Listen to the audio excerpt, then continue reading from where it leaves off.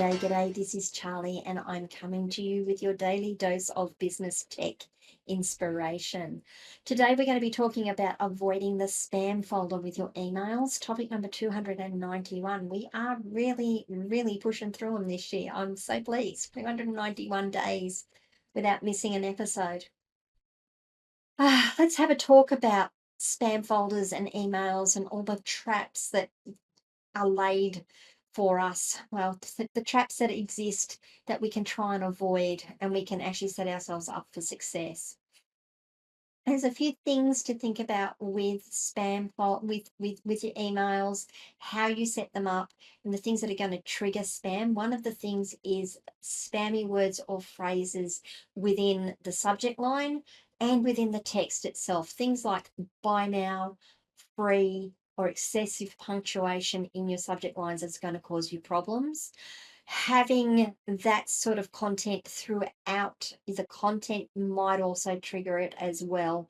So be very mindful of how you do your subject lines and how you word your content so that it doesn't trigger the spam triggers on email programs. One thing that some people will say is using double opt-in to confirm emails.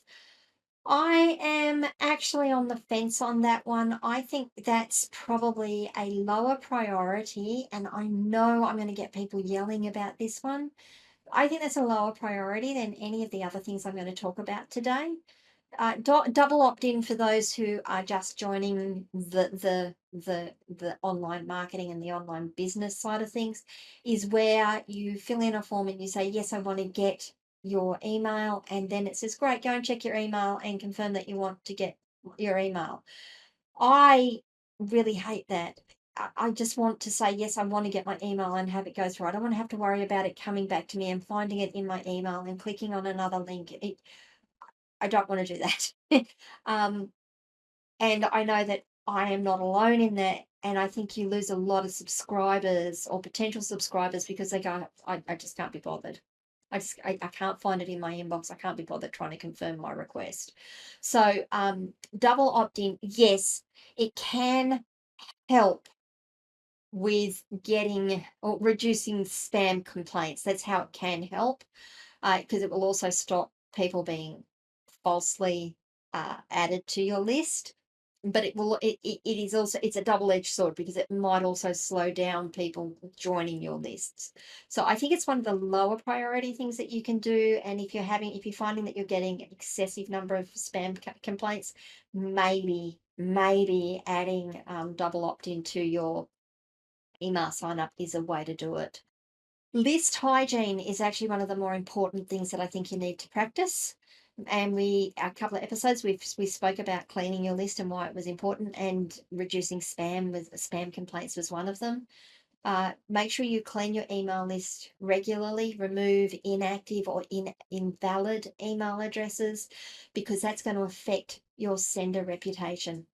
I know that sounds weird. How do they know that I'm sending out all these emails to invalid email addresses?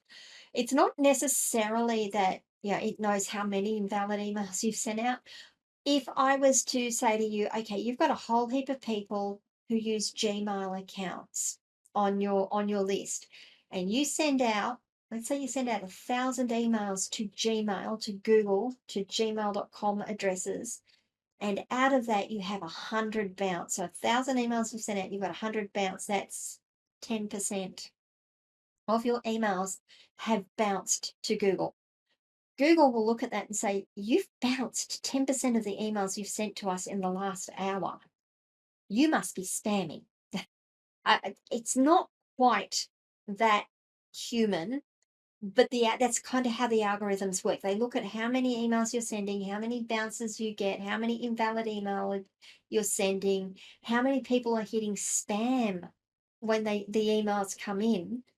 And then they say, well, you're a poor sender. We are actually going to blacklist you. We're actually going to stop your emails coming through from your domain name.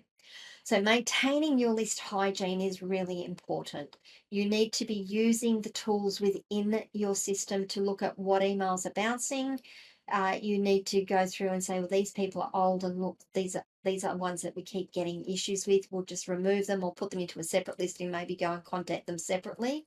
But maintain that list hygiene. Do it every time you send a campaign. Make sure you are removing those inactive or invalid email addresses. You must include unsubscribe links.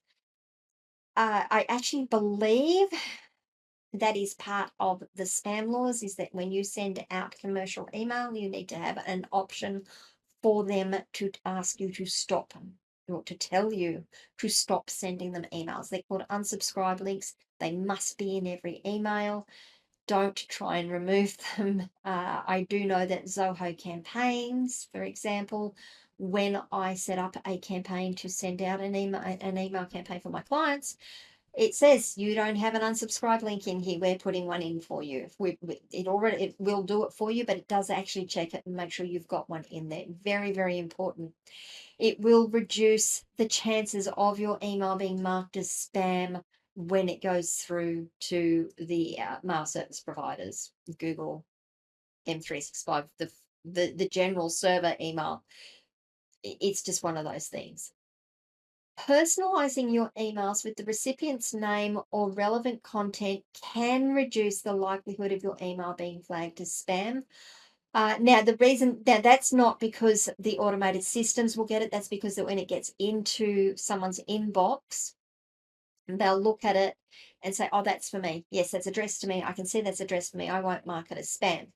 Again, that's a double-edged sword. And I know in the podcast that I did on personalization, I said to be very, very careful when using personalization.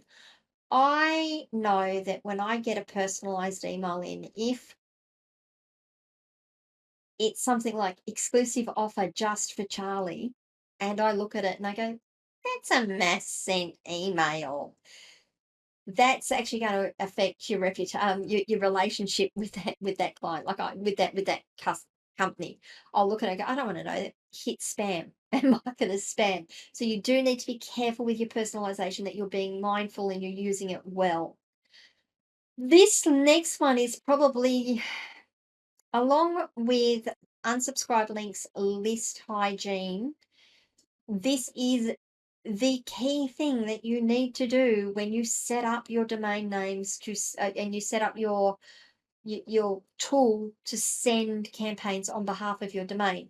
Authenticate your domain with the DNSs. Make sure you've got SPF records, sender protection framework record. DKIM, no, I'm not going to try domain keys, something. I'm not going to try and even remember what that is, but a DKIM key and a DMARC entry in your DNS that proves your emails are legitimate, and that's going to reduce your emails being marked as spam. Now, I've done an episode on what these are. I've even done blog posts on what these are. Essentially, what they do is they give that particular provider that you're using to send your email campaigns permission to send on behalf of your domain. And when you send out that email, everyone else comes back and they go and they look and they say, do these records exist for this provider? Yes, they do. That means that provider is authorized to send on behalf of the domain. We will accept it. If you don't have that authorization, all of these providers now will just mark you as spam and not send it, not just bin it, put it in the bin. So authenticate your domain, maintain good list hygiene, include unsubscribe links. They're the top 3 things that I would recommend you do. Then with your subject lines, avoid things that will trigger the spam filters, like buy now, free, or excessive punctuation. Personalizing your emails is important because that will or may also reduce the incidence of your email being marked as spam. And then finally, if you're still having problems, consider using double opt-in. What do you guys think? What's worked for you? What doesn't work for you? Have I told you anything here, or have I shared anything here that you've gone, I didn't know that? I'd love to know.